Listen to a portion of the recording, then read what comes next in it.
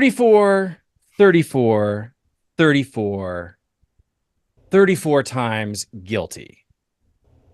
This is a moment in history. Happened today, May 30th, 2024. Just need to commemorate that at the top of the episode. But anyway, greetings, beautiful nerds. Welcome to our 10th session. Our 10th session of this mini-series, Our Flag Means Doom.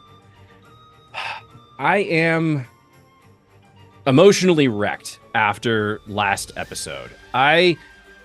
You guys get to experience it twice, both during the playing of it and then in the final edit of it. I have to go through it over and over and over again because editing for time is fine, but then I have to go back and add the music, and I'm just like, it is emotionally, it leaves me distraught every single time. Every single time. Sorry, Andy. I do it to myself. I'm the dungeon master, but also B, and should be A, I have amazing players who also know how to wreck me. So thank you.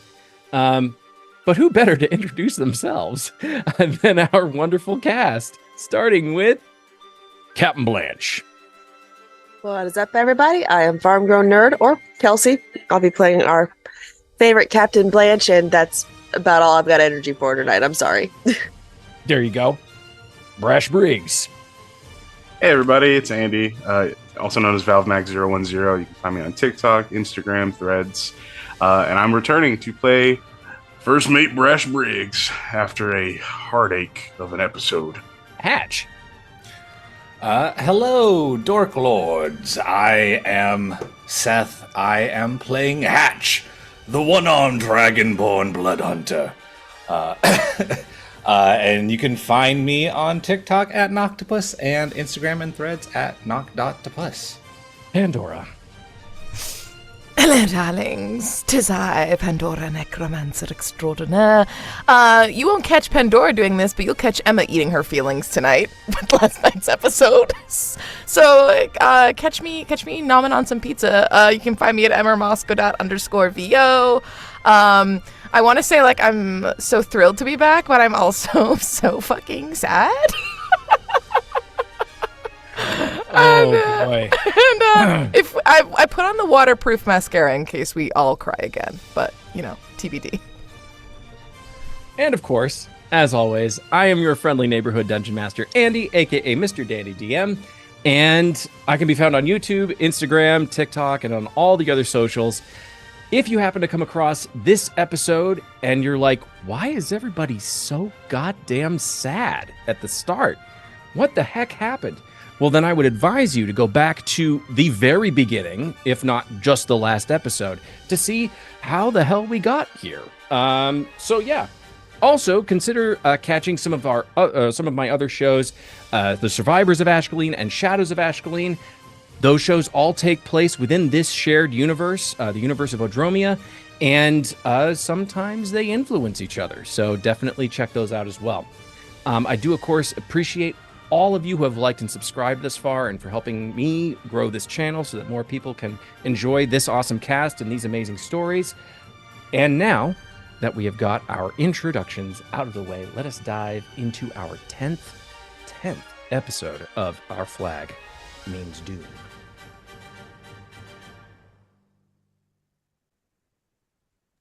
For a brief, terrifying moment, I thought the watch together was about to fly across Lucas Nightmare. I'm going, You mean my boyfriend? I thought he was your fiance. He actually is now my husband. Oh my gosh, congratulations! Thank you so much. Our children have grown. Our children. It's graduation season. Okay. Hatch. You stand in midships aboard the Haretrigger.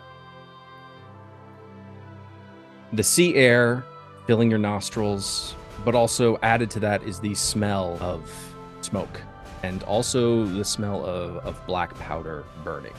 The air is becoming increasingly more distant now, but the air is still periodically pierced by the sound of a scream of a Charybdis marauder that has perished in either the flames or the wreckage of the ship. That, through force of magic, terrible and true, Pandora visited wrath upon this vessel. And utterly obliterated it. There are those screams, but they are beginning to grow fewer and far between and increasingly more distant as your ship moves further and further out to sea. On the deck in front of you, you see the bodies of Quinn and Friedrich. To your right, Pandora, suddenly there's like a shiver that runs through them as they, unbeknownst to you, are having a conversation with the dead. And suddenly there's this, almost this audible choke as Pandora suddenly comes back. And it's like this outpouring of rage and sadness. And Hatch, you probably have grown closest to Pandora over the last several days. But you don't know everything about their past. You know a little bit about where they come from and what has befallen that city. But in this moment, it's almost like you see the walls come down. And that outpouring of emotion, though genuine for Friedrich, and less so for Quinn, given the amount of relationship they had, but with Friedrich, it almost seems like this buildup has been a long time coming. Like they've been retaining and holding this in for years, almost. And they scream, a lot of you, that you are all idiots. And that she could have brought them back. The rest of the crew all look down, not meeting her gaze. And you see Pandora storm off and head below deck. Brash.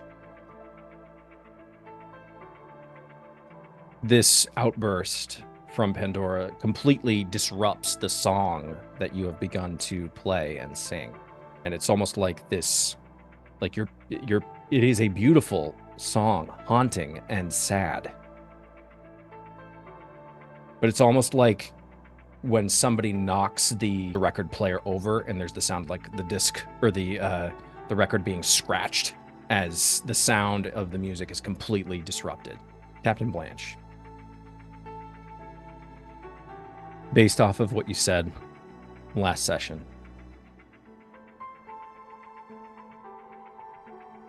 what have your thoughts about continuing as captain changed?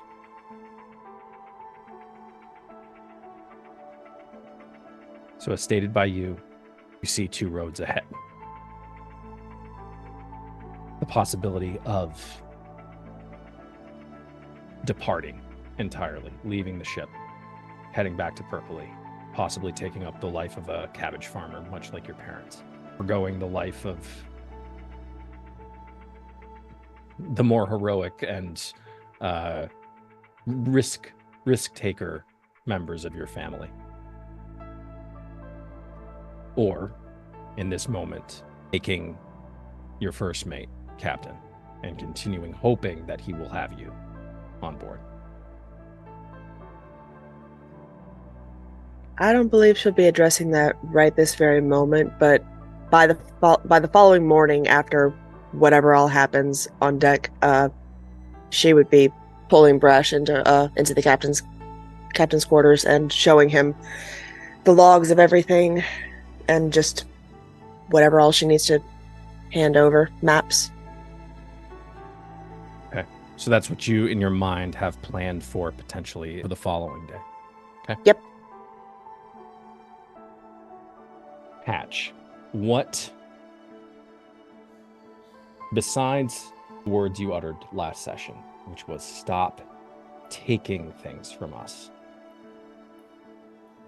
what effect does Pandora's words have on you right now?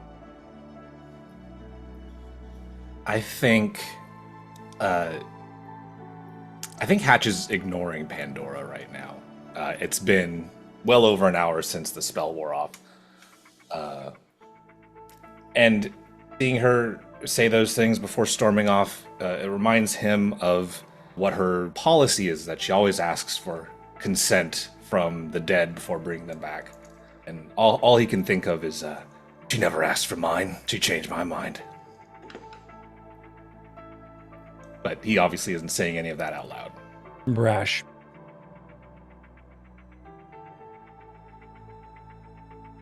What is your first reaction to Pandora's eruption?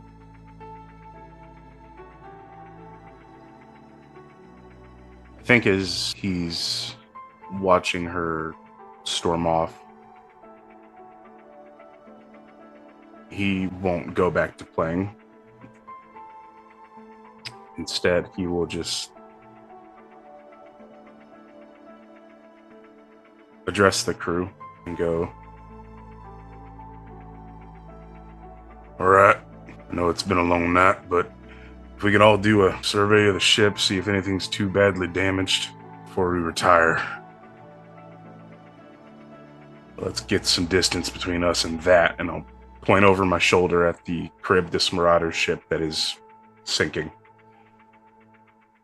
Before we rest too easy. Dismissed. The sound of your voice, Brash, though there is a hint at the very top of your address that there's like a slight quaver to your voice. It's sort of the getting your emotions under control.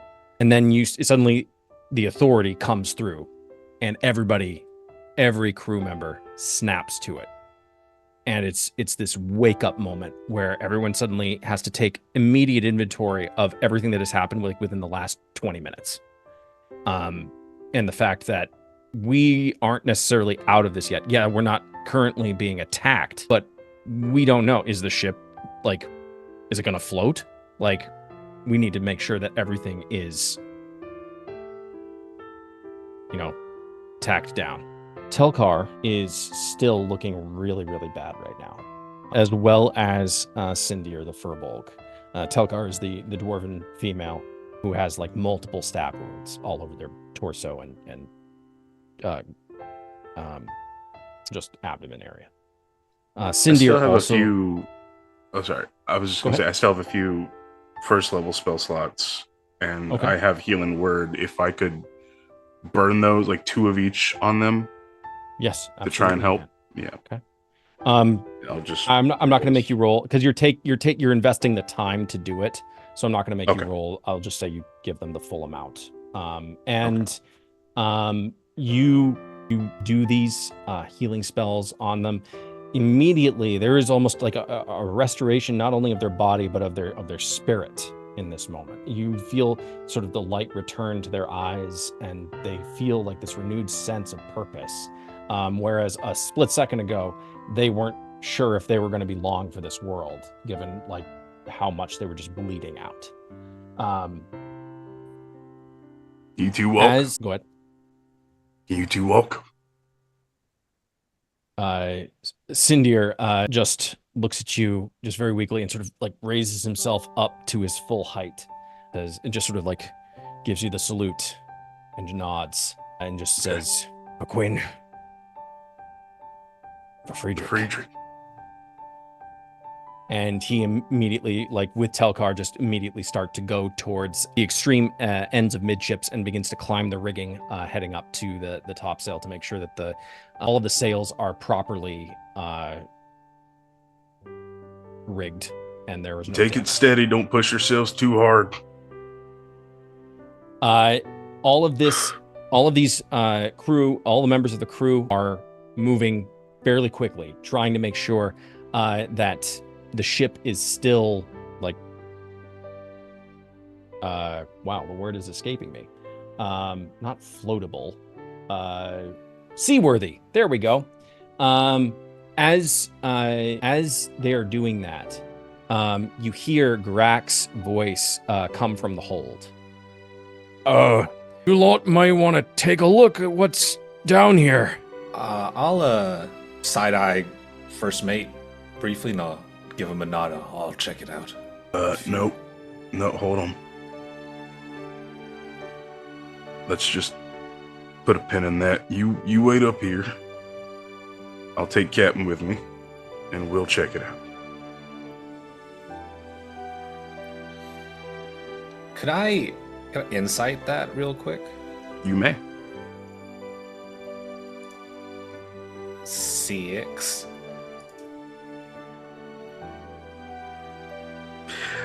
Brash hates you. No, I'm kidding. I mean, there's a very clear worry on Brash's face. Like, even with a 6, like that's very.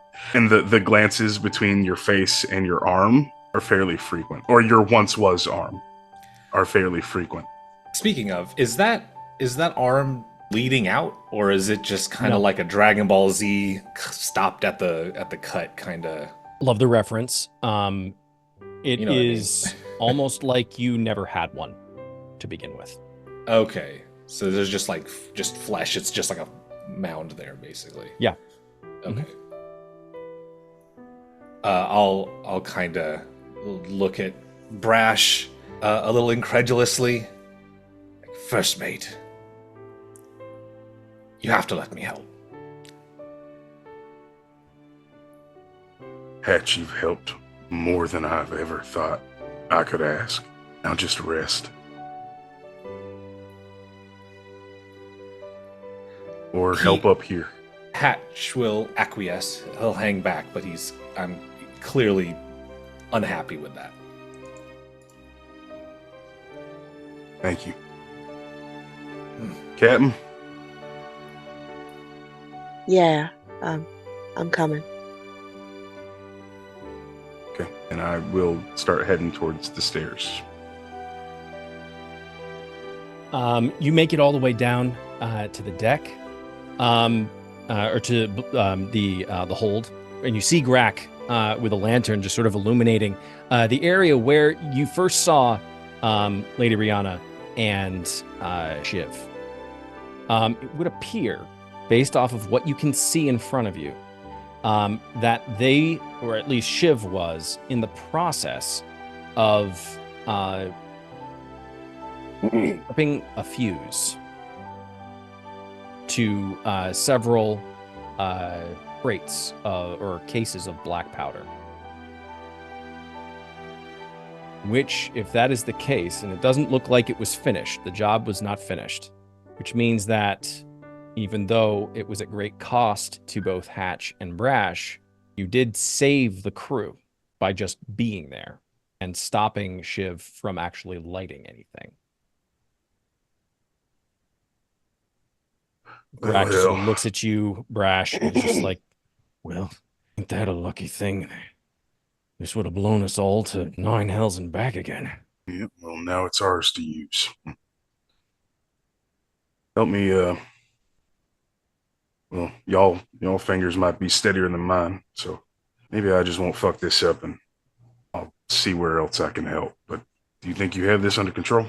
I can definitely do it. Don't worry. I'll stow this all away. All right, be careful. Aye. And he sits down and sets about like extracting the fuse like very carefully from whatever primer was being used to join all of these different barrels of black powder. Just in case, I think I still have one left. I'm gonna give him inspiration if I have one left. I believe you do have one. Okay. Because you did it for Blanche, and then you did one for Hatch. Blanche. Did one from Hatch. Okay, yeah. All right, Yep. I'm gonna use my last one on Grak. Okay. Yeah, he just sets about it. Not exactly sure, like, why he seems to be so good at doing stuff like this, but he does seem to have a certain aptitude for it. I think from there, Brash is just gonna start going around the ship and trying to survey any damage along with the crew, taking notes about things that might need to be replaced, things that might need to be repaired. Um, uh, Trying to clean up wherever there's gratuitous amounts of blood, trying to make the ship presentable again. Uh, it doesn't seem like a very important job in the grand scheme of things, but for some reason he seems really intent on doing it. And yeah, I think that's how he would spend the majority of the rest of his evening. Got it. Okay. What is everybody else doing? I'm waiting on Kelsey's move. Blanche spends the remainder of the evening pulling aside the rest of the crew and informing them all of what her decision is going to be in the morning. And she'll basically save Brash and the rest of the group for last, but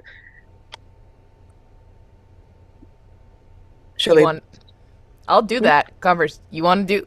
I'll do it. Let's do it. You want to do that? I'll do it. As she gets around then to the rest of the crew, she'll eventually go to Pandora and after that Hatch. Brash, I'm sorry, buddy, but you got to wait until morning. Everybody else is going to know before you.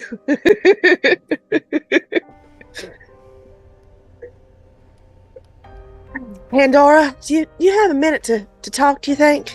You see the door to her cabin open, and no makeup, hair in a messy bun, wearing very baggy, like really baggy black clothing. Looks old. Looks much older than she normally appears to be. And she has lit up a cigarette as she leans against the door frame and goes, "What the fuck you want, Captain?" I was hoping to discuss a little something with you. Is it a bad time? She just, like, you see her eyes just all the way down at you as she pulls from her pocket a pack of lights, and she offers one to you. Thank you. With her fingers, with a little spark from her magic that she normally has from her spell that has firebolt, she'll light the end of your cigarette and open the door in, and the place is a mess. Takes a long, long drag, holds it for a minute, exhales it through her nose, and kicks the door shut. All right. Well, this probably isn't going to take too terribly long. At least I hope not. I'm not going to be captaining this vessel anymore. You see a long exhale of smoke. What will you be doing instead? I'll hope Brash will at least give me a ride home. I can be useful aboard the ship the duration of the rest of my stay, but I expected people to leave. I expected people to mutiny. I never expected anybody to die. Which is probably foolishness on my part. All the more reason why I shouldn't be captain.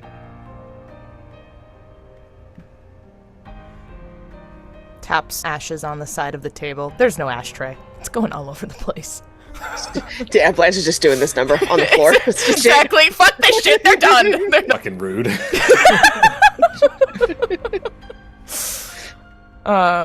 She goes, "You mentioned you were a farmer?" My folks, yes. Cabbage, turnips, radishes, all the lovely dirt. Blanche, Abigail,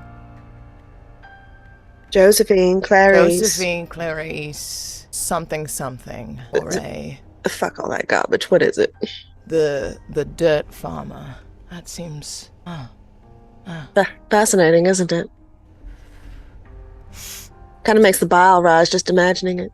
It's interesting, Blanche, since you don't want to be captain anymore, but I always thought you had a better handle on this stuff than the rest of us. I'm better at bullshitting than I thought. Well, you grew up on a farm, right? Plants die. Crops die. You put effort and love and tender care into them and they still fucking die. So I think you're used to death in some way. Plants don't scream, but fair point, I suppose. Yeah. And, who's taking over as captain? Brash. Right. Oh, don't give me that look. You know, you've seen the way he is with the crew. He knows damn well what he's doing. He ought to be captain. Yes. I feel like I ought to have a whiskey in my hand with that tone you're giving me. Mm-hmm. Yeah, that one right there. What's on your mind, Pandora? Don't disappoint me now. You've never held your tongue before. Unless it suited you. Her eyebrow raised. Just quirks up. He can't be captain. Well, this I simply must hear. Blanche. Pandora. I know this is painful for you. I can see. And the bravado is... It will work on the others. That I can assure you. Brash. He's a kind, gentle fellow. He's a decent soul. You're absolutely right. Which is why he can't lead a crew. You and I... Blanche, as she gets down now, and it's not pretty. It's like legs spread, like fucking girl talk, you know?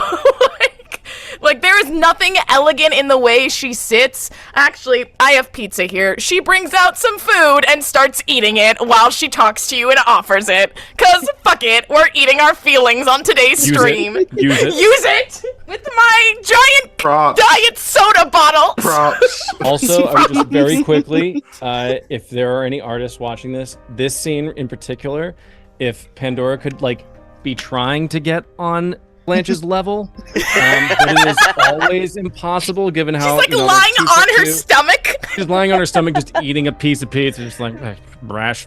That's a terrible Bottle of whiskey, cigarette in fingers that the bottle is holding, slice of pizza in the other hand, on her stomach trying to talk to Blanche. Mm-hmm. Captain, and she slides you whatever sea pizza we have. Captain, he can't fucking lead a crew.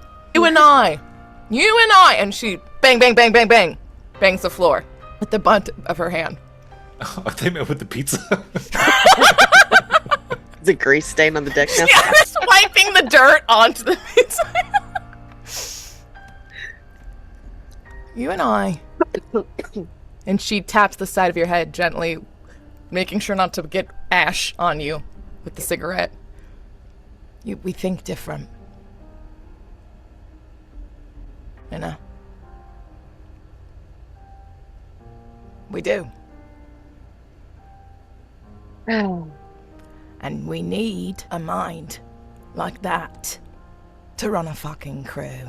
Pandora, I don't know how well you remember your first day here. It was not I that called to the crew. That was Brash and you. If anything, you can accuse me of being a damn good recruiter, but not a good leader. Oh. You're afraid. That's all You know right. something, Pandora? I don't go for your knees, you don't go for mine. You understand me? I do when I see that this is going to be fucked up. I don't have to be a fucking conagist to know that this is going to be shit. You think Brash is going to be able to lead this fucking crew without you? I know he will. Oh, He never you needed do. my help for anything. No, clearly we never needed you. We never needed you. You were just along for the ride. Arguably, you'd have saved at least 45 minutes of time on one day. I thought... Nah, I thought you were someone else. So did I. So did I. Well, Friedrich's got, a bowl of soup waiting for you, so when you're done digging in the dirt, you can tell him all about, you digging up carrots and turnips and stuff. 'Cause, that's what you set out to do. That's what you set out to do. And that's all you're good for, right? You're not as mysterious as you think. You know that, Pandora? No shit, my name's fucking Dora. Ooh, bravo. You added Pan. Creative. I know. Pandora, look. Or Dora, which would you prefer? I don't fucking care. You're not my captain anymore. I've had many a sibling, Dora. Heard many a pissy temper tantrum over a decision they didn't like. You're a strong woman. Why do you want me bad? So what? Yeah. Why do you want me here so bad? Because I don't think you understand. And maybe that's on us. Well, not on me. I don't give a fuck. Maybe that's on the rest of the crew for not showing how integral you are to this ship. You create a homeostasis across the board. Takes a book and flings it at you. Fucking read! I do. They have long-haired men on the covers with horses. The reason why Brash can be his soft, squishy self. The reason why I can be my flamboyant, bitch-ass, fucking cunt-ass self. The reason why Hatch can be his adorkable, whatever he wants to do self is because you create the baseline. You are the foundation. Adorkable, saving that. I'm not the foundation. Whose foundation is 2 foot tall? You're really going... Foot! She pulls both of her ears down. 1 foot tall! Listen, I can't... It's alright, I get it. I can't stop you. Go for it, run. What do you want from me? Damn, is that... What do you think I want? Don't fucking know. You to be the captain I fucking know you are. Are you just gonna give up and leave? Leave us? I'm rolling, damn it. Chill yourself out. Sheesh. Comes out someday that all of Blanche's decisions were dice-based. Like, are you telling me everything we've ever done was dice-based? None of it had any compassion behind it? So here's the best part. She actually has a pair of dice she keeps on her at all times. Bitch! All right, fine. Tell you what, I'll think about it. I'll go looking for the answer at the bottom of a bottle, and if I find it, I'll let you know in the morning. How does that sound? And she just kind of like flumps back on like all the dirty clothes that are all on the ground. But you can tell she's pleased. You are just like my little sister, all 4 of them. And she walks out of the room. God damn. Kelsey said, I'ma leave, and I said, try. Oh. And now Seth's gonna come for my ass later, and it's gonna be great! Oh my god. Web we weave. Oh my god. Like, this probably won't make the edit, but like, seriously, that was one of my favorite scenes so far.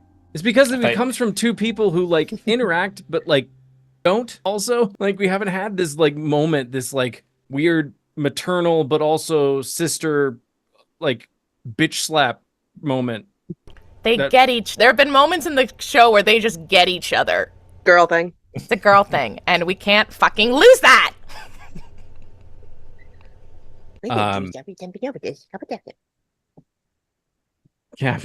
Captain Blanche, you leave Pandora's quarters, and you nearly run into the leg of Dozer, who looks like he's caught in this weird, awkward state of like hearing the end of the conversation, but also not wanting to let on that he accidentally eavesdropped on it. Captain, Felix, he's a bit distressed, and I wanted him to get comfortable with you and here. And he just sort of, in a very awkward way, just sort of like takes Felix out of his pouch and just like Just like For a giant suit of armor, you have a terrible poker face. his one eye blinks yellow, and as he like sort of registers the moment, and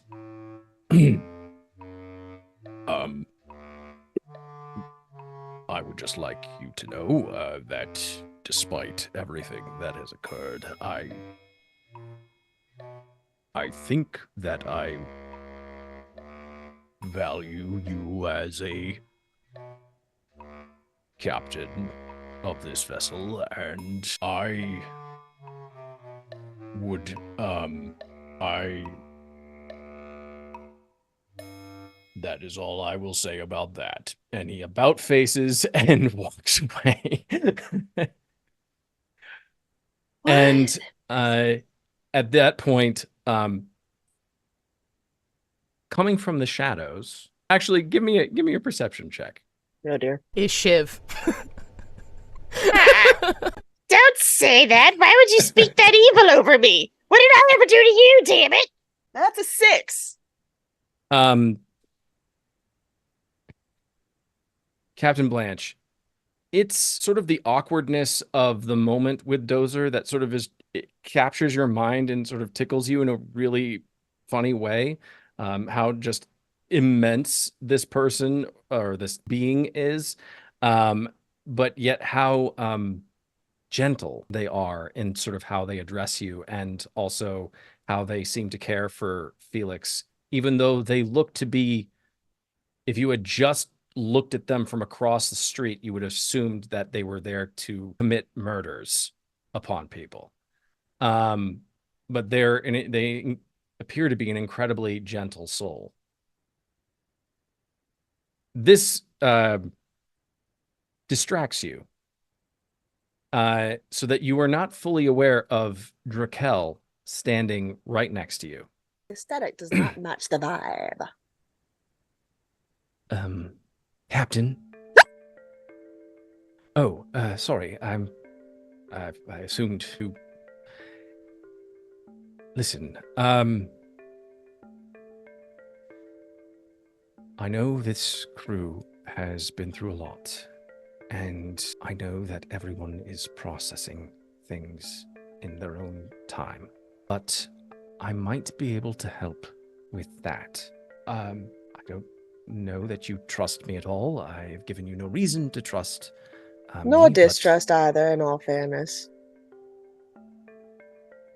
I just don't know True. you. Yes, we are both creatures of the Fae.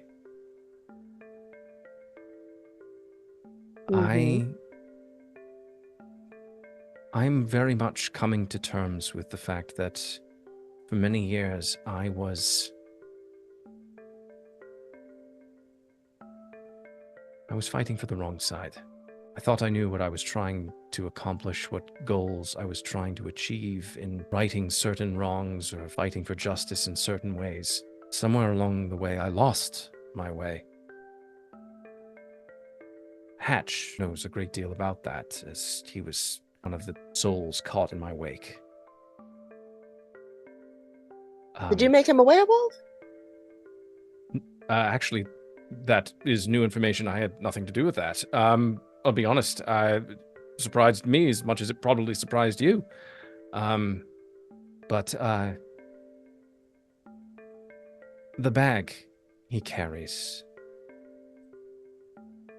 it might be worth a look. It'd probably be a very hard conversation, but I think that with some coaxing, it might be worth addressing with him. I know that over the last several days, he has been back to Bright Ray a number of times, and every single time, he has been denied a rest. And I think the crew could do with a rest. All right. What do you suggest? We go find a beach and lounge on it?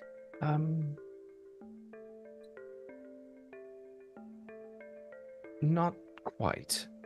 More so a bag. into the. Ah, fucking hell. His town's in the bag, isn't it? How did you do that? Never mind. Don't answer that. Well, going back to my earlier statement about walking with the wrong crowd, so to speak, I was testing out certain powers and abilities that were granted to me by individuals. And one of the abilities was one of the things that I was testing out was the power of creating pocket dimensions out of inanimate objects. And this bag that Hatch possesses, there's currently a plane housed within the bag where the town of Bright Ray sits, where he is from, or not where he is from, but where he was prior to the townspeople trying to make a deal with me.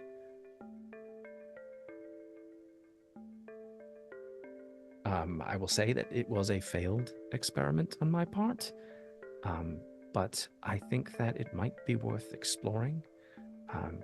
I'm certainly willing to right certain wrongs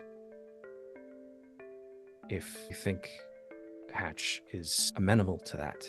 Well, if you're who you say you are, then I don't think Hatch will be amenable to anything you have to suggest. But as to your exact suggestion, not that I don't appreciate the attempted help, because I do. But I want you to picture my point of view. Number one, I do not know you. Number two, I am quite well aware of what it is like to deal with the Fae, of which you have just proclaimed yourself. Yes, we're a tricky bunch. Quite. So, how in the hell would you suggest getting my entire damn ship in that bag anyhow? Oh, that, I sometimes forget that you all can't just do that. But I am able to bring us there if you...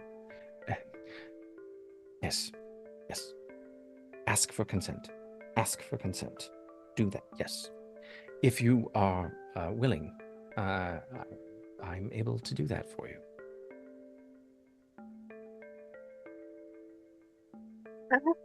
I will have to ask the crew. I will have to ask the crew. I'll get back to you before the night is out. Also, if this might sweeten the deal, at least in terms of creating at best a tenuous ceasefire, peace between Hatch and myself, there are some items within Dozer's chest that I placed there that might benefit Hatch in his current state. Normally, this is where I would say that you would have to ask him, but I know for a fact that is not a good idea. So let me go ask him, see what he says, and then I'll talk to the rest of the crew. This is turning out to be a rather eventful last night as captain. Oh, yeah. Yes, about that. Sorry, I couldn't help but hear. The whole, you abdicating your captainship to Brash. He'll take your coin just like I did. What's the problem?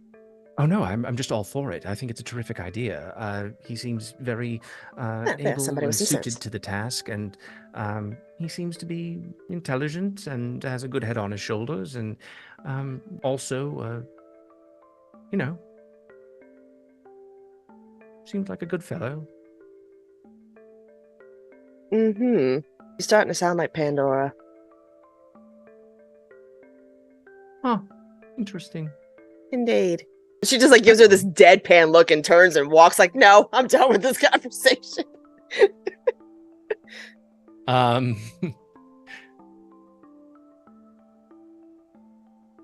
Captain Blanche, as you leave, you hear just the faintest of chuckles come from Draquelle, as they also turn and walk into a cabin that they are staying in.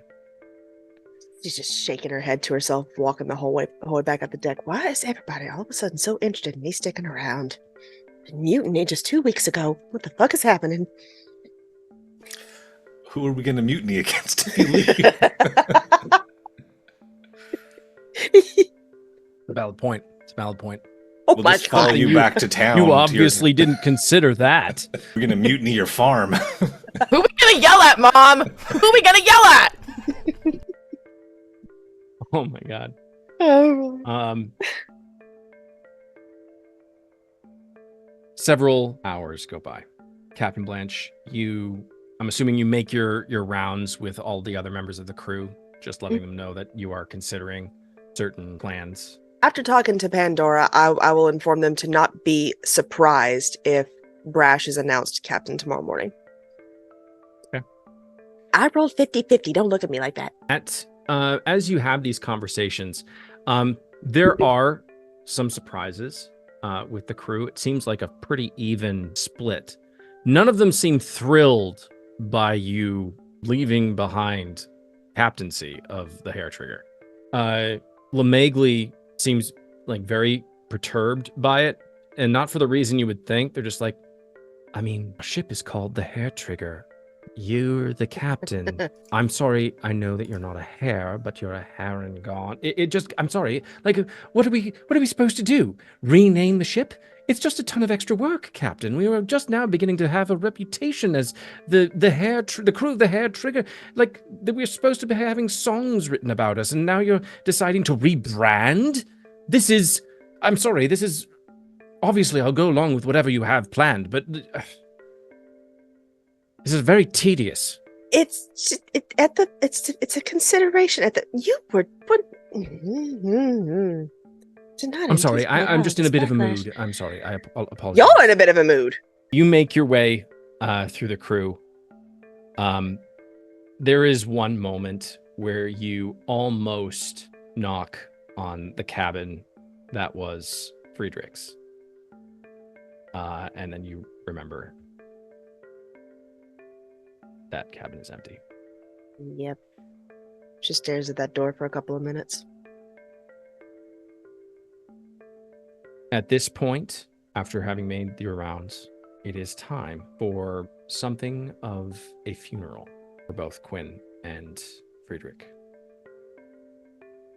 I will leave this up to Brash and to Blanche. How does this look?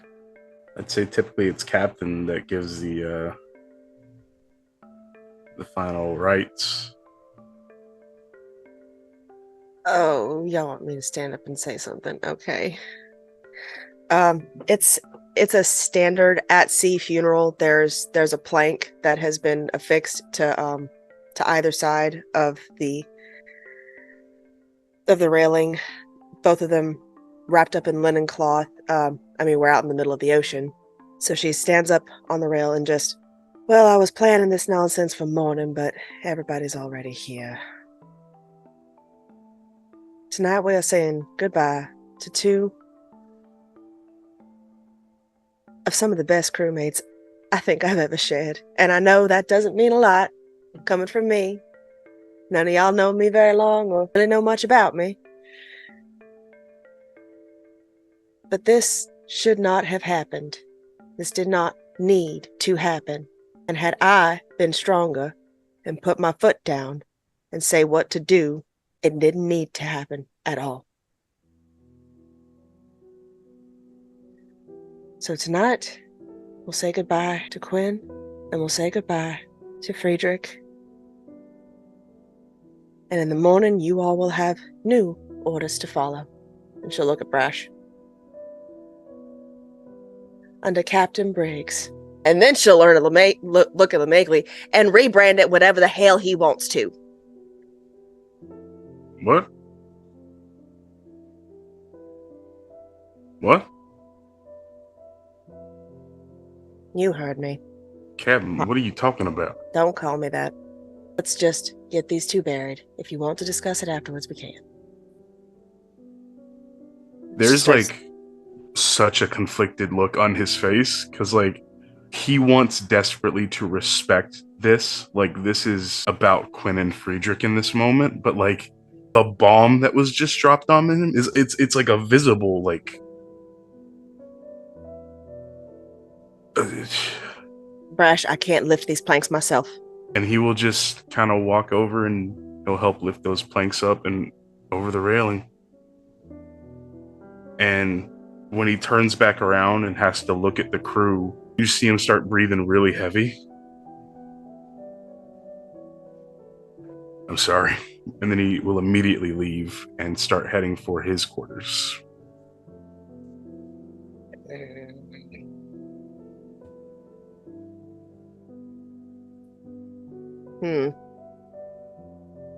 She's just standing there watching him retreat for a minute, thinking. Hatch. It is during this funeral that you see across the deck on the other side from where you're standing. Draquelle and Dozer are standing side by side, and they seem to be whispering to each other. And they look at you, and then eventually Dozer approaches you. Hatch,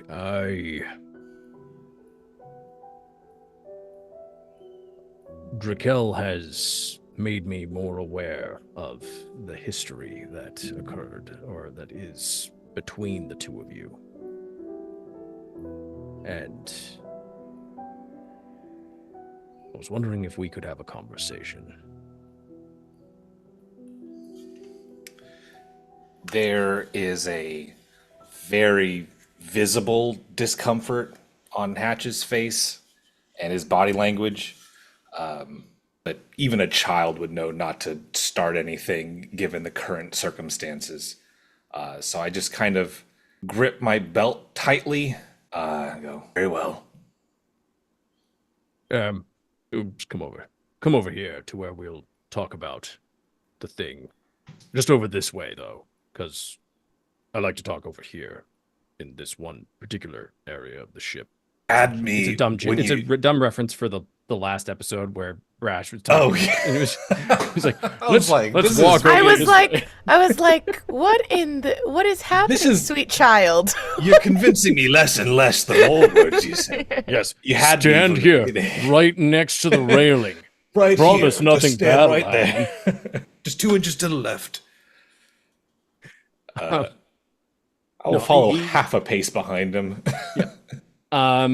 You both approach Draquelle at this point. The rest of the crew has dispersed. All of them sort of muttering to each other, sort of exchanging glances and just whispering about this sudden news of Captain Blanche giving up or resigning as captain and passing it on to Brash Briggs. There seems to be just a general mood of some people just being very like resistant to change of any kind. Like even some of the people who were like mutinying, just like, this is very unexpected. I don't like this. This is terrible. This is a terrible idea. Like what's going? Well, Brash, we've always worked well with him. He seems to be he's a decent guy. We like Brash. Yeah, sure. He could be. Well, I don't know. Like, the two of them, they work together really close. They kind of make bad.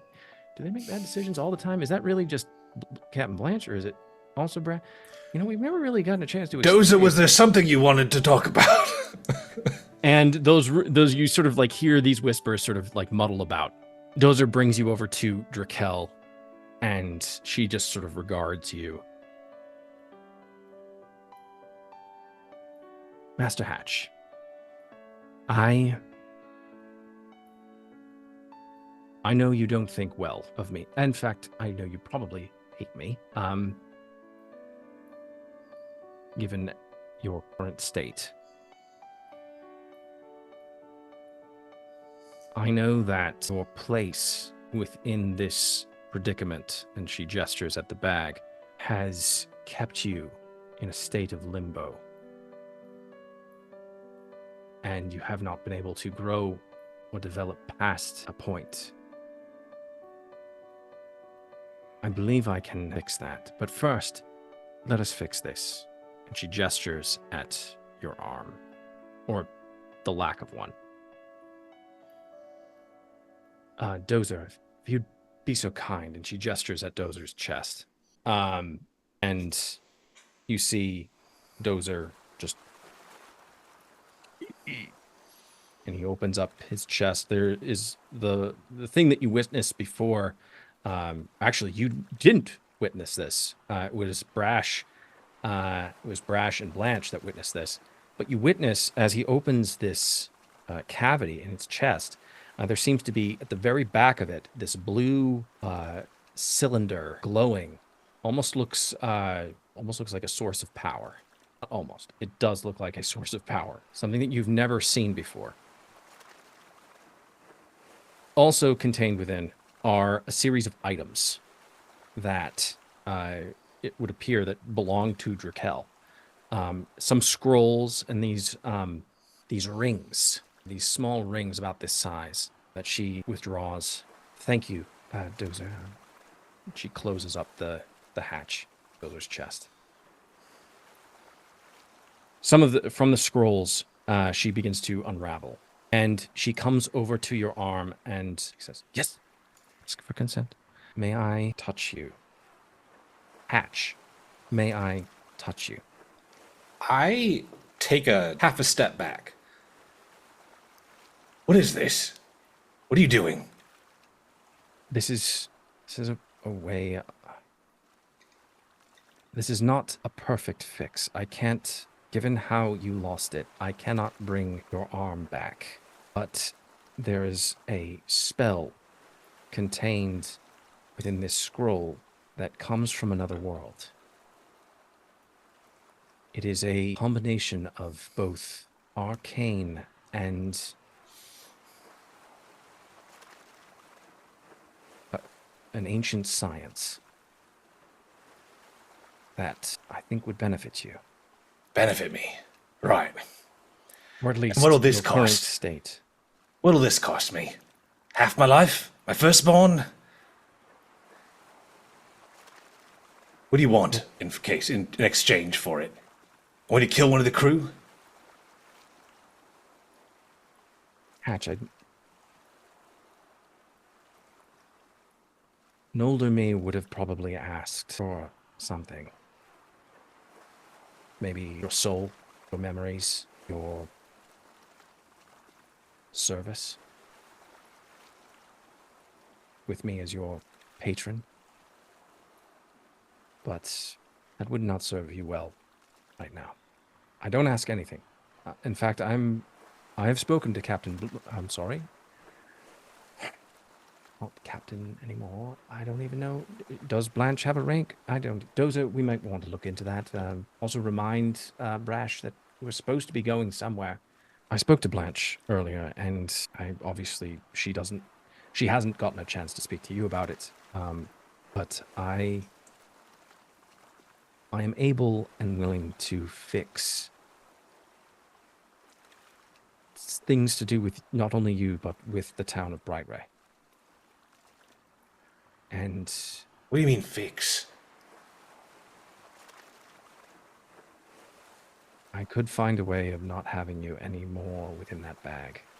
What is your game? Here, Draquelle Tenebris. You banished us to this bag. We did it voluntarily. 20 years later, you're telling me that deal's off?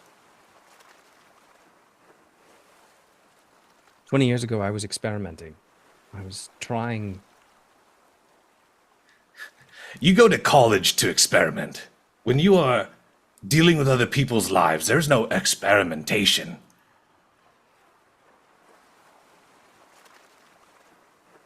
I'm a different person than I was 20 years ago. Another of my kind taught me how to be better, showed me a way. That there is more to this life than just a relentless pursuit of power. I lean in real close. Can you give the people of this town what you promised them if you renege on this deal? No.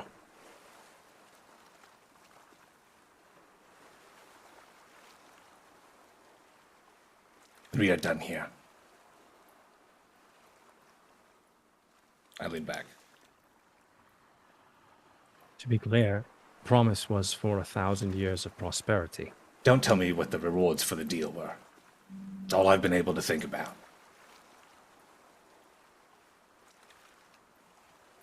Hatch, the deal was never going to work. It was impossible.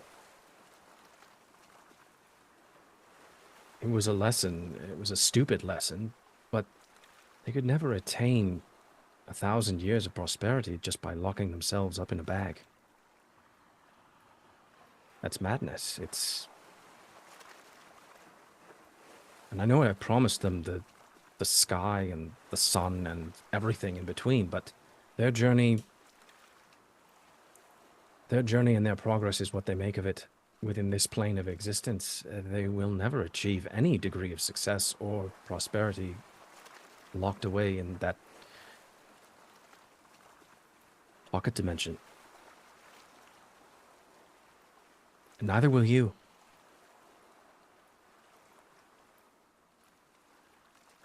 Hatch is reeling from this. Can't see straight. And he doesn't say anything else. He just turns around and he goes back to his room. Before he goes below deck, he looks back at her and goes, "Then what good are you?" And he disappears. You see, you don't see, but you hear just a whisper from Draquelle to Dozer, just saying, sorry, Dozer, I did my best.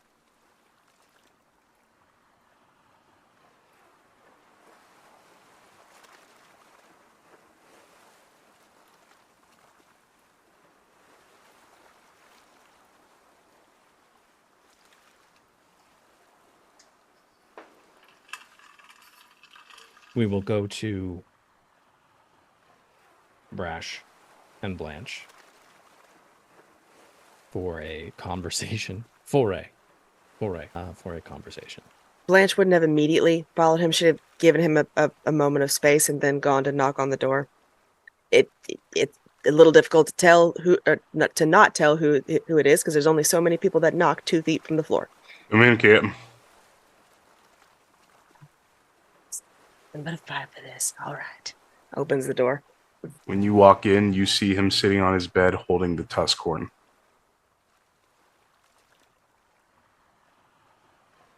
That's the horn your daddy gave you. Nope. This is the horn that I got when he died. Still haven't told me much about him, you know. I tried not to press.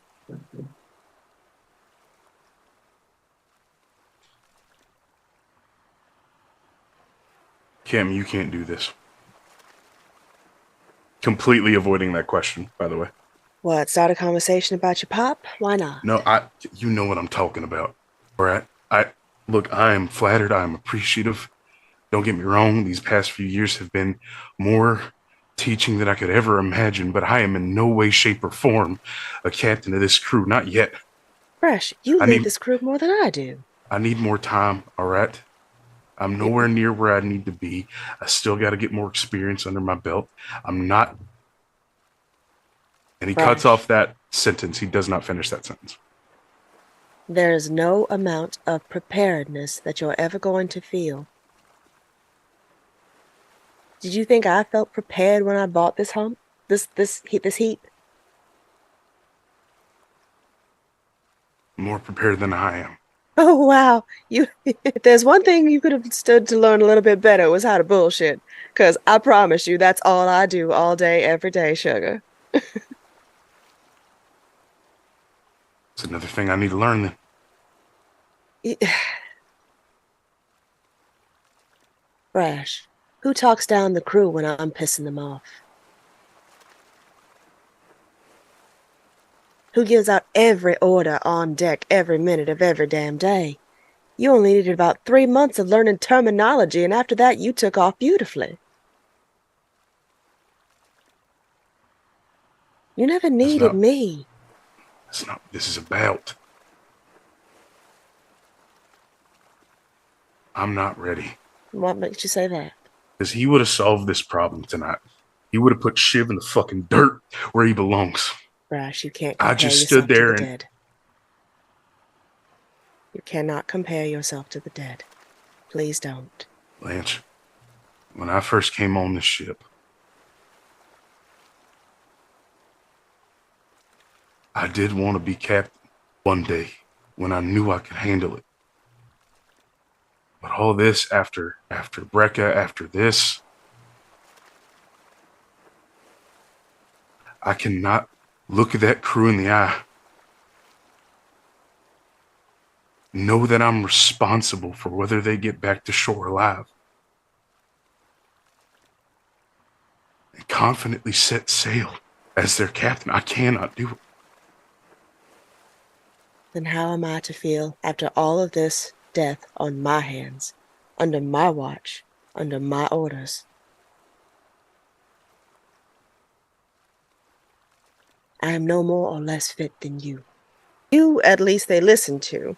You have the necessary stature. They listen to you?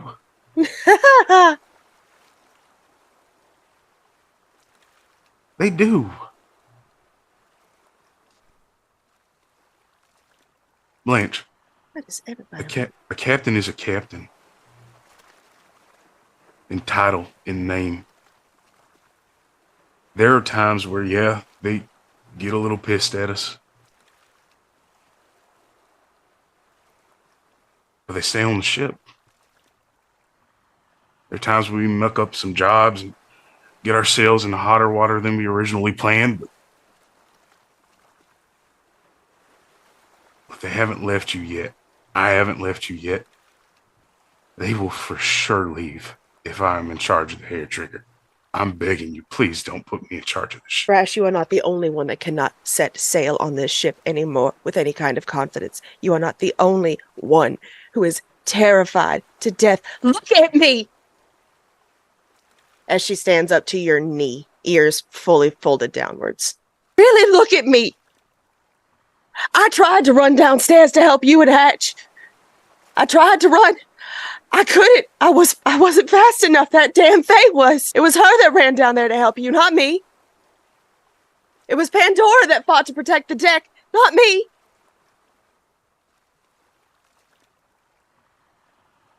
You are not the only one with doubts. Hell, you set out so you could prove yourself worthy of your father's image. I set out so I could be rich and fucking famous. What kind of captain do you think that makes me? Brash doesn't have an answer for that. There's no such thing as a captain that can't take care of their crew that is worthy of the name. You know that as well as I do. So while it is very touching and it is very sweet and it moves every inch of my 2 3/4 inch, yes, the 3/4 inch fucking man is tall body, I can't do this anymore. I'm constantly making the wrong calls.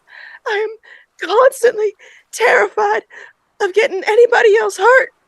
I don't know what to do anymore. I wish I did, but I don't. Brash,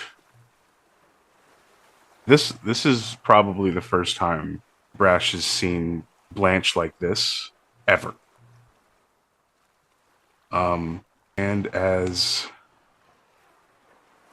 he kind of like looks at her like this, and he looks at the tusk horn in his hand. Sit down. She just hops up and then straight back out, feet pointed outwards, just... You can see the hesitation as he's trying to figure out how to say this. My father was Captain Brash Briggs. He ruled the Sea of Carbasard for a long time. Every time he came home, he had some new battle scar, some new story to tell, but he never lost that presence, that larger than life. Just be. I never had that, Blanche. but you do. Yes. I want to have it, but I don't have it yet. So teach me.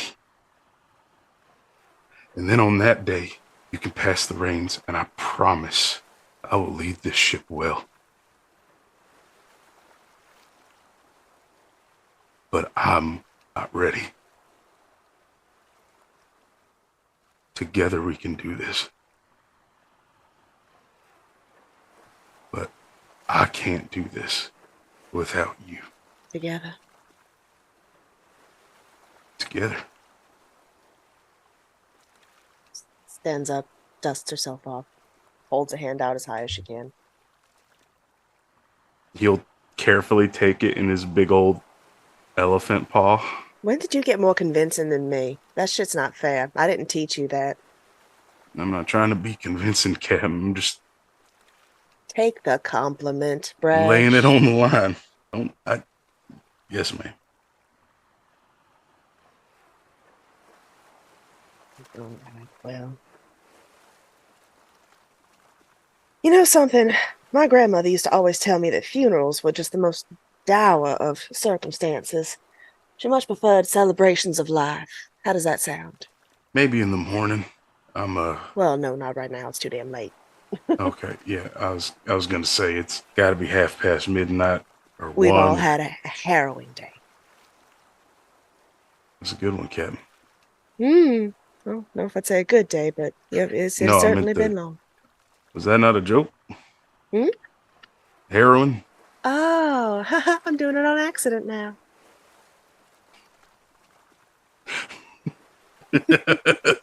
And he will actually chuckle. Like I said, the moment I'm ready, you'll follow my lead, and I'll make you proud. Both of them. You and Dad. I have no doubt whatsoever.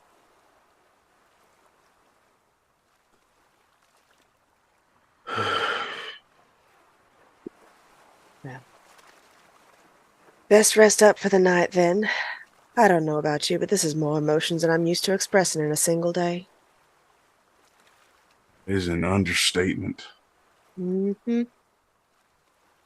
So, whiskey, sleep, and maybe another cigarette from Pandora. He's got cigarettes? Mm-hmm. She's already out the door. She's not sharing with it? What the hell, man? You're gonna make me put a content advisory warning on a video. Includes scenes of smoking. Please don't smoke, kids. Sounds very Not bad good for you. for you. Don't do drugs. One step closer to death. Necromancer lights. Oh, Jesus. This scene contains materials known in the state of California to cause cancer. Hey, I'm not allowed to anymore. I quit over a year ago. My character can enjoy a couple. Proud of you. In that,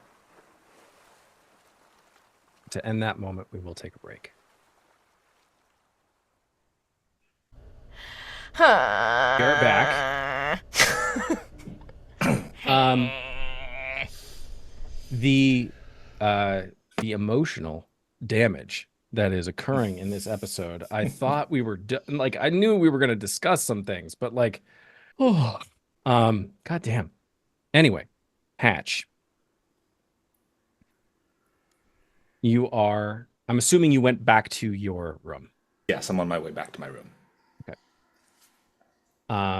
You make your way down below deck to your quarters. What do you do? So Hatch's head is spinning right now. When he reaches his room, he closes the door, he locks it, and he takes a few minutes to write in the journal. He's got a lot that he needs to update. And when he's done, he closes it and he kind of takes a beat. And he picks up his sword and he kneels in the middle of the room. Which sword? His normal sword, his regular one. And he's kind of thinking about, it feels like the air of uselessness that I think everyone's kind of feeling.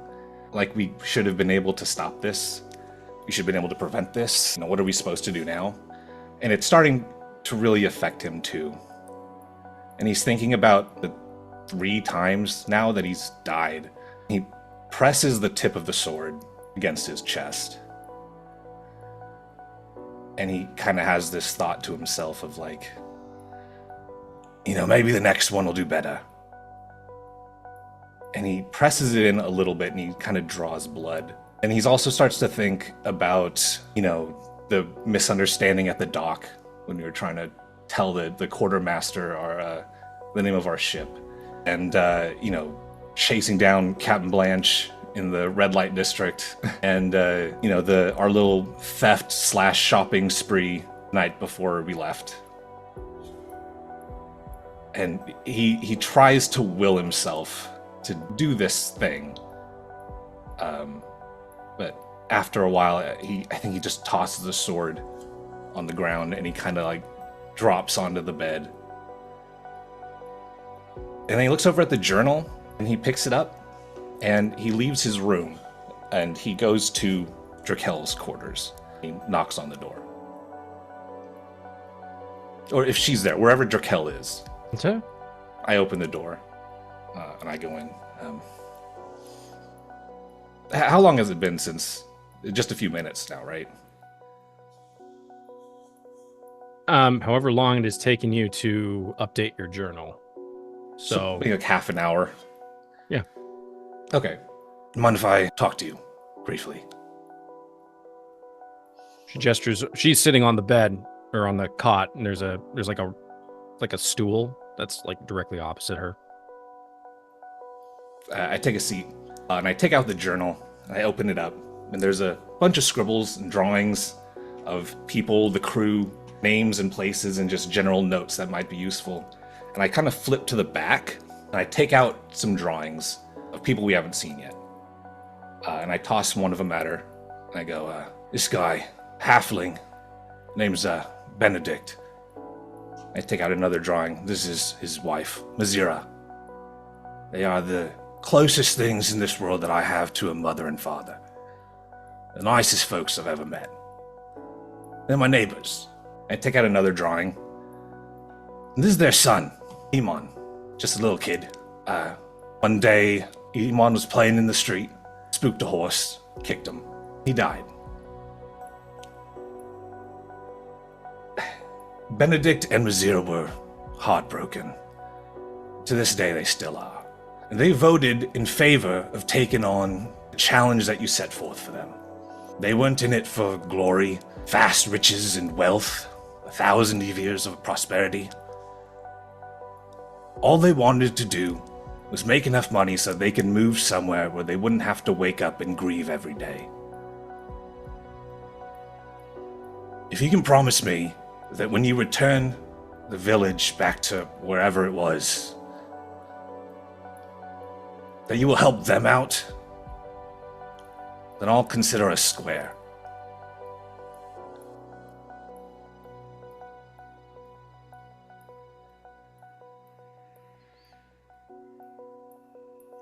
There is a long pause that you could insert a 3-act play into as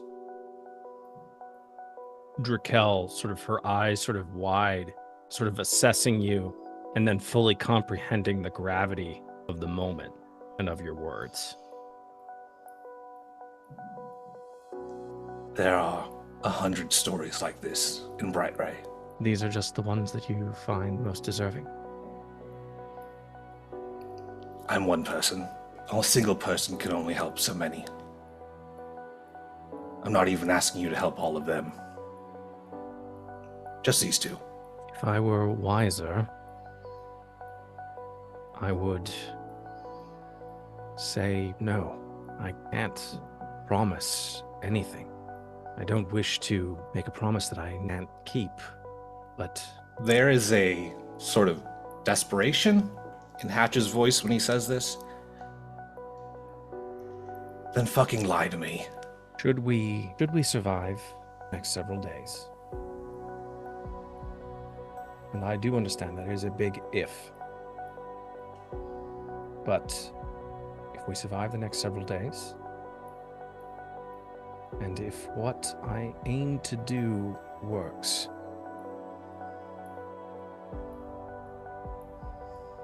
then I promise that I will do what I can for them. Some way make their life better. Hatch closes his journal. Then we have a deal. She offers her hand to you. 1,000. Oh, sorry. And then realizes the potential rudeness of such a gesture, given that your shaking hand is not there. I do gesture with the nub, though. I know you have no reason to trust me, and I don't expect you to trust me anymore just based off of my words here. I would like to reoffer what I said to you before, a potential fix for this. She gestures to your missing arm. If it means I'm less of a burden to the crew, then pride be damned. Very well. She approaches you and puts her hand up, just showing that she means to touch you. I hold that side of my chest out. She produces the scroll that she had earlier from her pocket. She unravels it, and she begins to speak this. Do you speak Elvish? My heart says no, and so does my mouth. I don't. And so does my sheet. She begins to speak a musical language that seems extremely old, like even older than some of the language or some of the Elvish that you've heard from some of the crew spoken.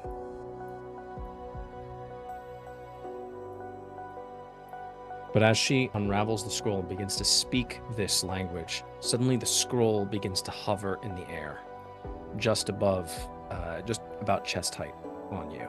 And as as the scroll floats directly in front of your chest, she steps back from it and places her hand hovering over, and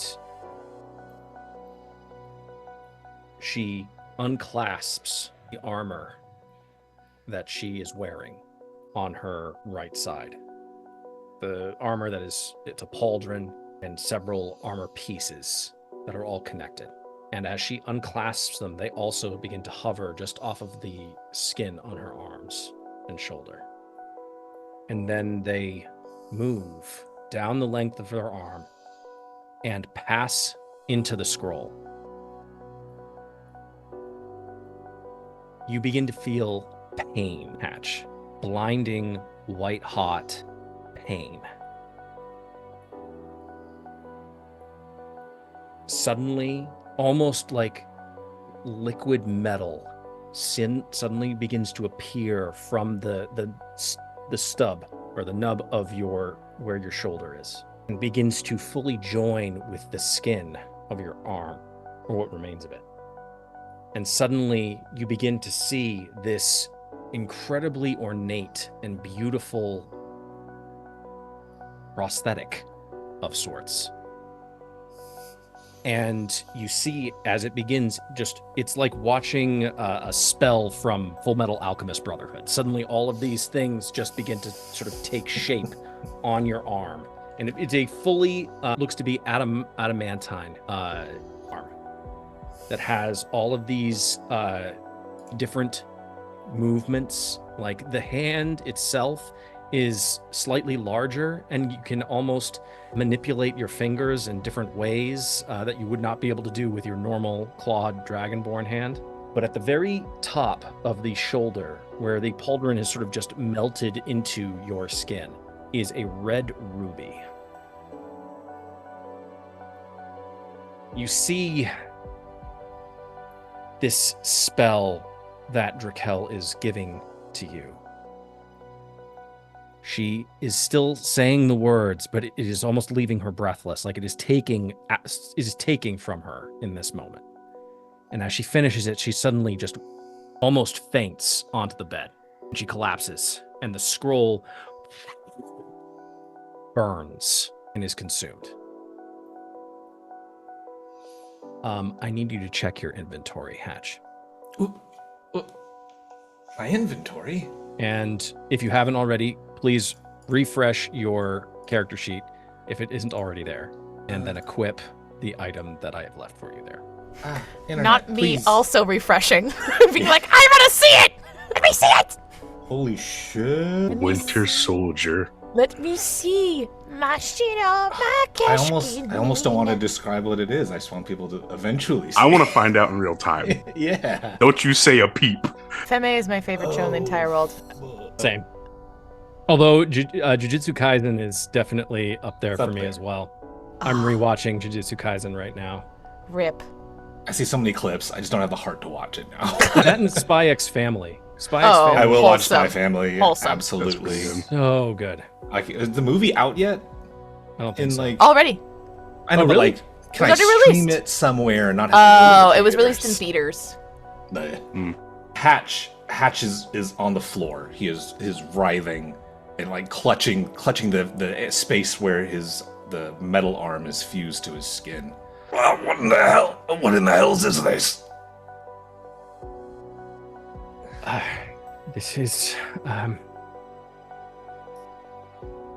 This is a combination of both my magic of another world known as Satoon, and some magic imparted by Dozer. Mixed in with a bit of fey chaos, and she gestures at the ruby. I would suggest reaching out to the more powerful spellcasters on this vessel. I would probably recommend Pandora, and having them He imbue- sighs while you're talking. Sighs, heavy sigh, 1,000 sighs, million years of sighs.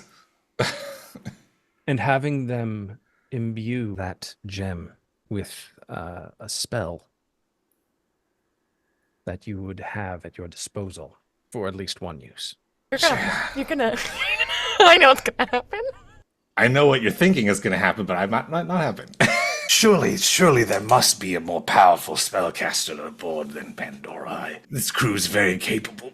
There must be someone aboard.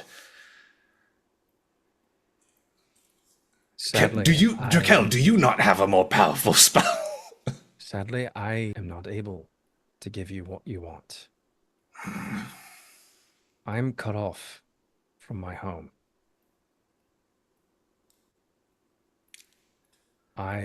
My home is gone, Hatch.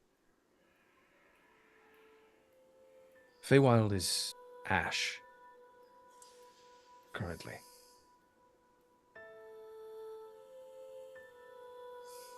The rulers of the Feywild are all dead. In fact, if it wasn't for the actions of a select few bringing refugees back through what portals remained, there would be no Fey.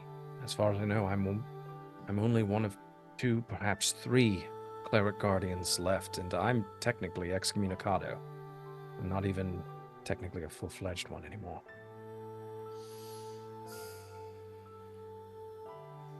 Speak to Pandora.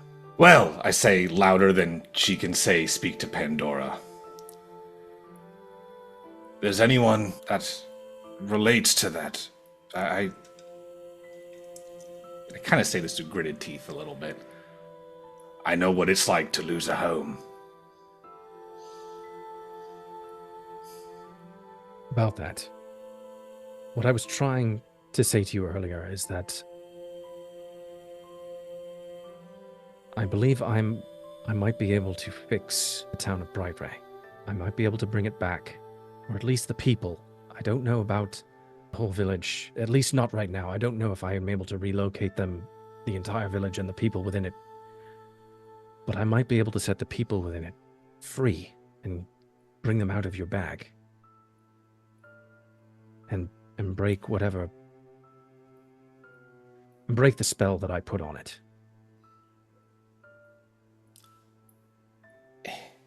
He looks a little perplexed.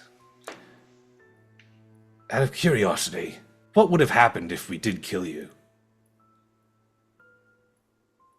Nothing? I purposefully set an impossible task before you.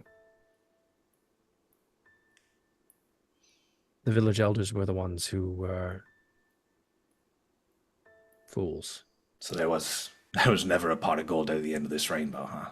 I don't understand the reference, but no. Then, if keeping you alive is the best chance of getting those people out of that bag, then I'll take it. Well, I spoke to Blanche about this earlier, but we might be going into the bag first. I do not understand the limits of Fey power. I swung at you, you disappear.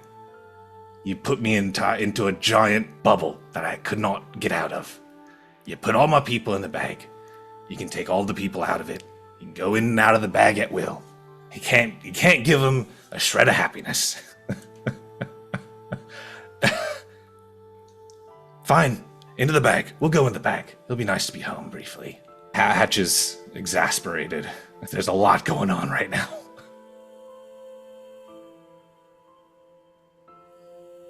I just thought it best that I ask your permission, given that you are currently the only one from Bright Ray outside the bag. It might be best to break the news to the town when they cannot form an angry mob. Give them a moment to cool their jets, cool themselves down. It's a word that exists. Very well.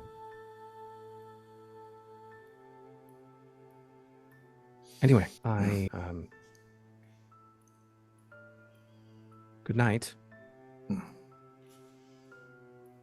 I pick up my stuff, but I leave the pictures that I drew of Benedict. Oh my gosh, what's Benedict, Mazira, and Iman. I leave those on the night table. Good night, and I leave.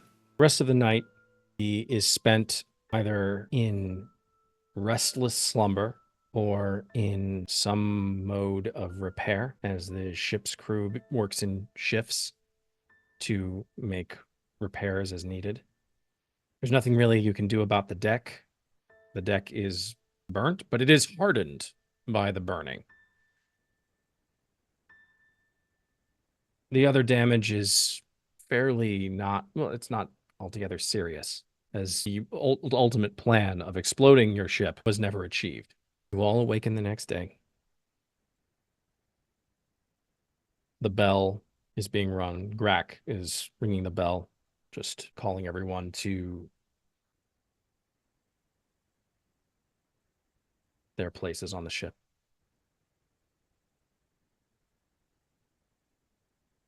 Captain Blanche, what do you do post conversation with Brash, since you kind of made this announcement to the crew that you were no longer their captain, but now that you have had this conversation? She walks back out on deck the next morning as though none of it happened and just carries on.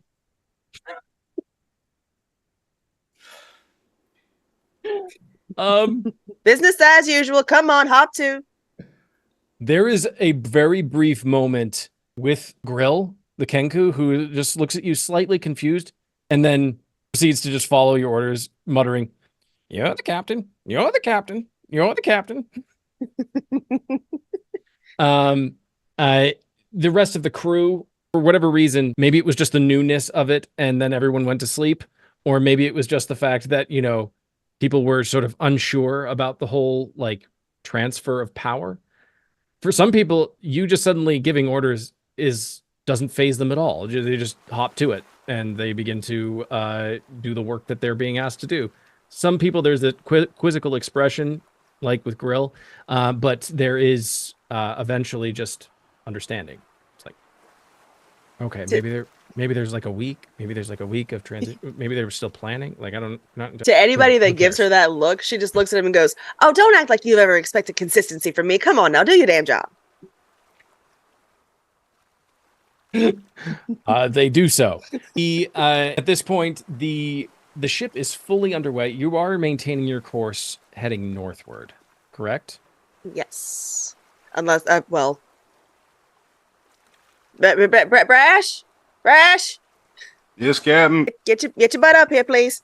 She's got like looking down at the map. She's after all the hubbub of yesterday. I do not rightly recall where it was the hell we're supposed to be going.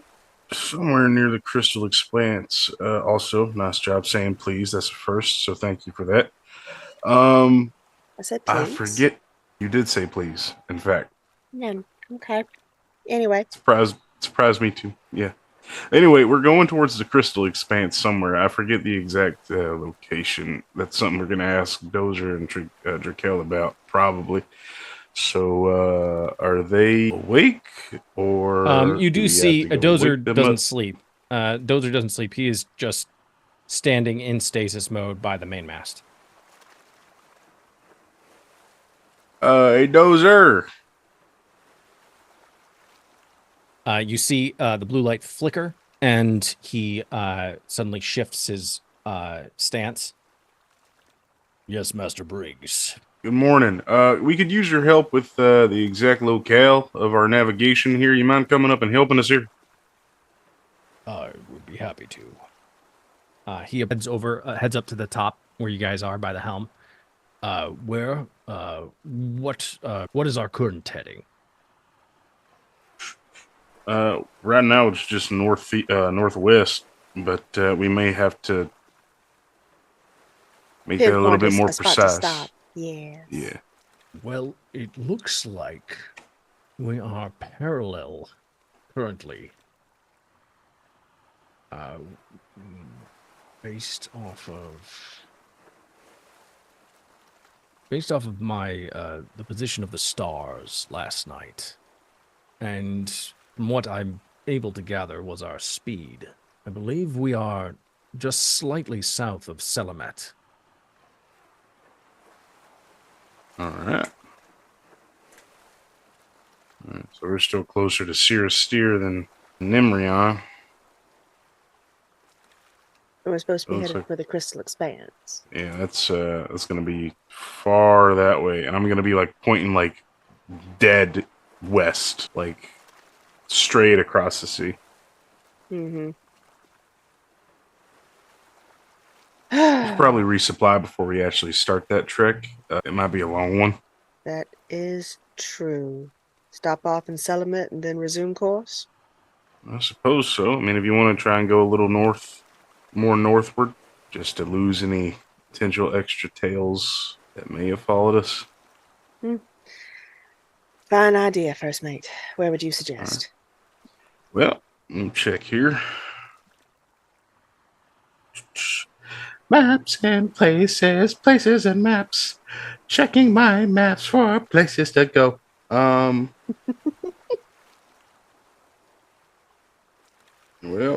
if we keep heading north, it might be another few days, maybe a little over a week. But we could go to Saga. We might be stretching our resources a little thin by the time we get there. I think the crew is about as stretched thin as they can stand at the moment. But pushing any one of us too much further from here might not be the best of ideas. Yeah, you're probably right. Now, why can't I find the map, damn it? Looks like Salamit's our really only harbor stop if we want to get in and out real quick. It might not be the best option, but it's the closest, so by default. All right, Salamin it is. And then from there, where we think we're heading, Dozer? What part of the Crystal Expanse? In terms of the intention of where we would go, Draquelle's power is waning. The events that transpired within the Feywild, I've explained to some members of the crew, but I believe Draquelle has as well. But the Feywild is no more, or at least not in any way that it once was. The powers of the Abyss and of the Nine Hells brought their forces to bear upon the Feywild. And the citadel within the Feywild, the home of Draquelle's people and many of the Fey, was utterly destroyed. Because of this, because of their locus of power being removed, Draquelle is not able to teleport great distances as she once was. She has informed me that there should be a teleportation circle within Amal Rian, which is, I believe, east of El Hethir, which is, to understand, is the capital of the Elven Kingdom. Gotcha. All right, that's not too terribly far. No, I believe it's directly north of us. Yeah.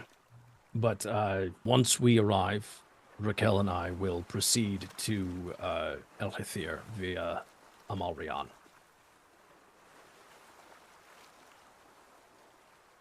All right. Well, and then I just start like laying out like raw facts to Blanche. It's like, all right, well, this is the kind of like damage that we had after my survey last night. We had a couple banisters that were broken, chipped, some ropes that got cut, and this is like usually there's a lot of chaos when it comes to like an off the cup, like very spur of the moment like reactions when it comes to making plans between Blanche. It's their ship name. It's their ship name. But usually when we make plans, it's not very thought through. There seems to be a very clear and intentional difference in the way they are having this conversation this morning. Mm-hmm. Like they're focusing on the map. Like Blanche is like, "Oh, where's this thing?" And like Brash is like pointing things out that she may have missed, and she's pointing things out that he may have missed. They are very much trying to cover each other's weaknesses and staying very focused. At a certain point, Draquelle approaches. Well, actually, is Pandora on the main deck, or are they still in their room? I'm not sure if people would hear, but you would hear crashing from the kitchen. Draquelle approaches the kitchen. She sort of just very quickly looks in. You see a pan, boom, hit right next to her head, as smoke from her cigarettes is filling the kitchen, and you hear a bedraggled, 2-liter deep, boozed up Pandora, as she's bitching and moaning, going, "Fucking little shit, what the fuck is the fucking tea?" And she's throwing things, because I assume Friedrich would have taken very good care of Pandora and made sure she had her morning tea, made sure she had, always had what she asked for. And yeah, she turned into the wine on. And she can't find anything in the kitchen. And it's a complete mess. Can I help? You see her hand had been opening a cupboard and the cupboard slams. And her back is still to Draquelle. You see a inhale, smoke fills the air, slowly turns around. Sorry, the gifts in the chat. Fucking donkey! She turns around and she goes, "Do you know how to make a fucking cup of tea? Like the little shit that used to live here?" Kicks a pot over on the ground as it rattles around. Dumb fucks. Without responding, Draquelle begins to just pick up the pots and the pans that have been sort of scattered to the wind within the kitchen. And she eventually goes into one of the pantry cabinets, and she pulls a kettle. And she fills it with one of the buckets of fresh water that they have. She just sort of dips it in and just puts it. And then she will begin to heat, using her magic, begin to heat the water in the pot. Let's get you that tea then. At this point, she turns around to see Pandora as like crisscross applesauce on like the table or counter, just shoving like stale bread in her mouth. smoking, shoving stale bread. And she goes, you know, what's really fucking funny is I got him this stupid fucking hat. And he fucking wore it! Can you fucking believe that shit? The dumb fuck wore the hat. Takes another drag, blows it out. What? Sorry, love, no show today. No show today. We're off. We're off for the foreseeable future. Tickets weren't selling well. The long drag puffs up, tries to make little, like, rings. Doesn't make rings, ends up choking. Relights a cigarette. Draquelle doesn't respond to any of this. She just picks up a cup from the floor, finds another cup hanging on a hook, puts it by the kettle. She digs around in one of the pantry cabinets, finding a very, very tiny box of actually, like, very good quality tea. I know! She takes it. Red would be my tea! She puts the tea into the cup. Puts it in another cup. Closes it. Puts it down. Takes the water off the kettle and begins to pour just 2 very piping hot cups of tea. She's like, gonna want to let that sit for 2 minutes before you drink it. She can smell the booze off of Pandora as Pandora looks over and goes, yeah, that doesn't look right. He didn't make it like that. So, Pandora. Sorry, love. Sorry. And you see she like dusts the crumbs off. It's just Dora. Dora. Dora, pleasure. What happened to Necromancer Extraordinaire? And this she kind of like flops. She scooches closer to her and like tries to look her in the eye in her very like, you know, alluring Pandora way, but her head ends up flopping on her shoulder because she can't keep her head up really well. So her head's just resting as on her shoulder. She goes, do you want to know what the most pathetic school of wizardry is? I'll give you one guess. Is it necromancy? And you see she leans back and goes, wow, yeah. Woo! It's necromancy. You know, everyone says, oh, isn't it gravitages? Because they're fucking useless and hang upside down all day long? No. Is it chronages? Because they get lost in their own timelines and can't break out of them? No. Oh, is it enchantment wizards because they love to control the minds of people? Well, you should have seen what I did to Bag Boy. And I'll do it again! It's necromancy. Wanna know why? Why? Because we refuse to let things end. We can't accept that there is an end. So we live in these little worlds where we keep everything going. And going and going. And we refuse to say goodbye. Thanks for the tea. Looks somewhat decent. And you see she'll put her cigarette out in the tea, grab another liquor from the cabinet, and stumble out into the hallway. She's a fucking dairy girl. I was literally just thinking that. I was like, wow. She's Dora.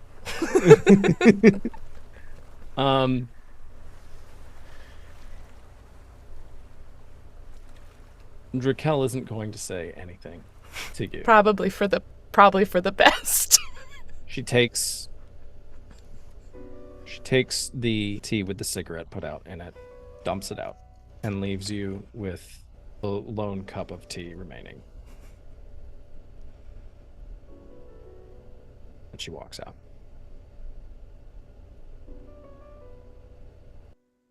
We're going to skip ahead a little bit. For the better part of the next 2 days, You sail with very little pomp or circumstance, and you all eventually see land on your right side as Haretrigger is moving its way up the coast. Captain Blanche. Draquelle approaches you once again as on the second day as you're making your way up the coast.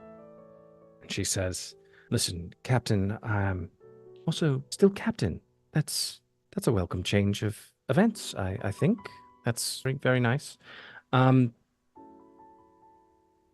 spoke to Hatch, and I think if you will allow, I think it would be good for the entire crew if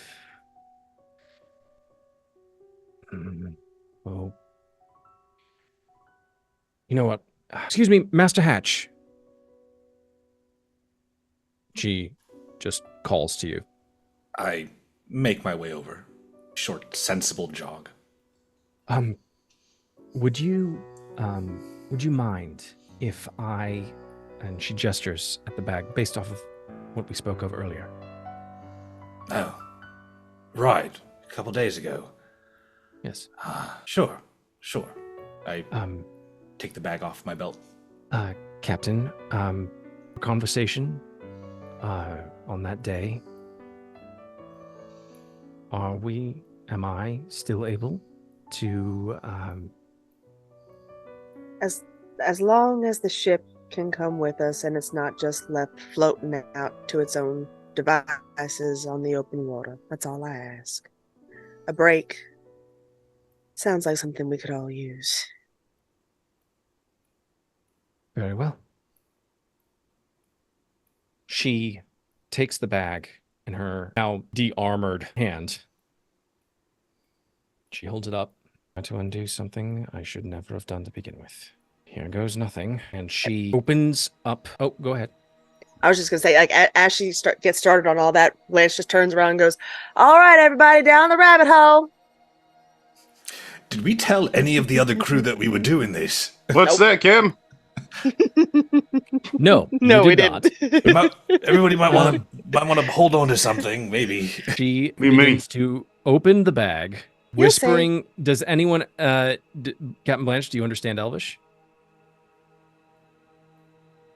No, I do not. Giant halfling and Loxodon, but not Elvish. Oh, not with the Fae stuff? They don't give it to you? Mm-mm. No, That would have been Elvish, Sylvan no. anyway. Yeah. Yep. Yeah.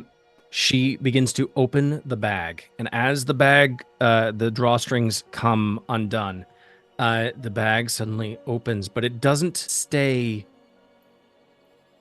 It doesn't retain the shape of the bag as it opens. Suddenly, it's almost like it suddenly splays out in her hand. In the very center of it, there's this bright light, and suddenly you feel like drawn and pulled, like you're being stretched. And there's a momentary, brief, uncomfortable feeling of being just like whiplash almost. And suddenly it's like you're watching the deck sort of collapse in on itself, and then everything just sort of folds in, and then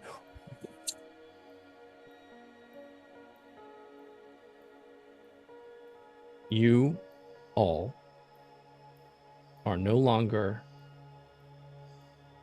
on the Sea of Hilo. You are no longer off the coast of Suristir. You are now within a pocket dimension where the ship is now sailing. But if you were to look behind you, you would see that it sort of stretches out into a starry scape that seems to just continue on forever, but seems to merge with the water beneath the ship.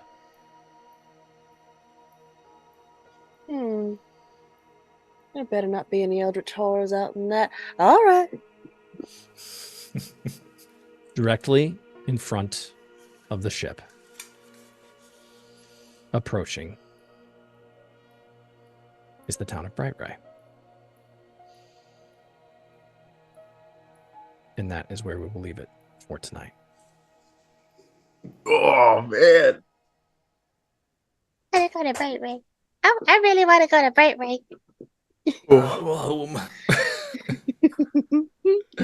We can find that one post where you've been scratching out a message. Yeah, I was like, can't wait to show you guys my desperation hill. I was gonna say Seth is gonna have to do like 27 voices next episode. On Desperation Hill. There's a plastic beast.